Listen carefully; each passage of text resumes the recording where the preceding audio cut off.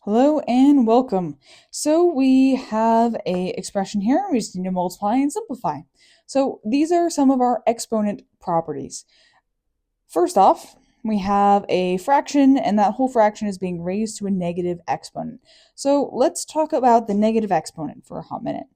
When you have negative exponents, you're going to see stuff moving from numerator into a denominator, and then their exponent turns positive as a result.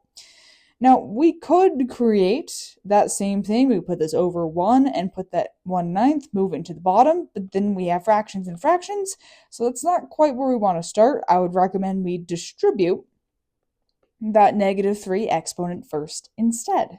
Now, that property that lets us distribute an exponent is that if I have things that are, let's say, multiplied, right, x times y raised to an exponent, yeah, that exponent can distribute. If I have division, exponent can distribute to both of them, right? If it's addition or subtraction, you cannot distribute that exponent. So because we have division between numbers, distribution is possible. That's 1 to the first, that's 9 to the first, and that -3 can go in. Now, when I raise exponents to exponents, that's a different property, right? Let's pick to the third instead.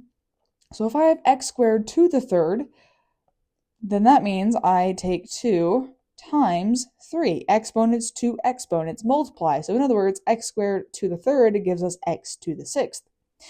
So all we're going to do is multiply that 1 times -3, 1 times -3.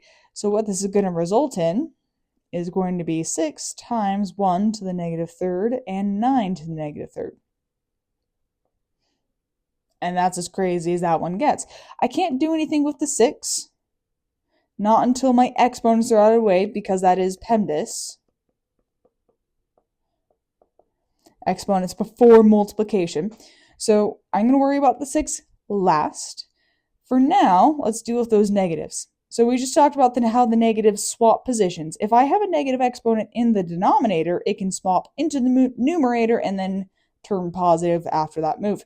So where we have a negative exponent in the top and the bottom, those are just going to swap places and then become positive. So we get 9 to the third and 1 to the third chilling there.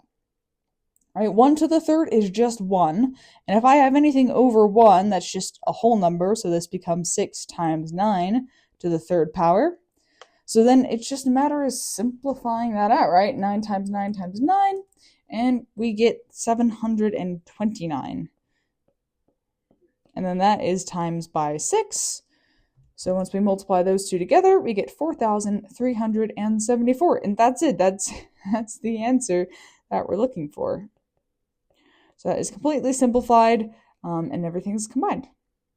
There you have it. Thanks for watching.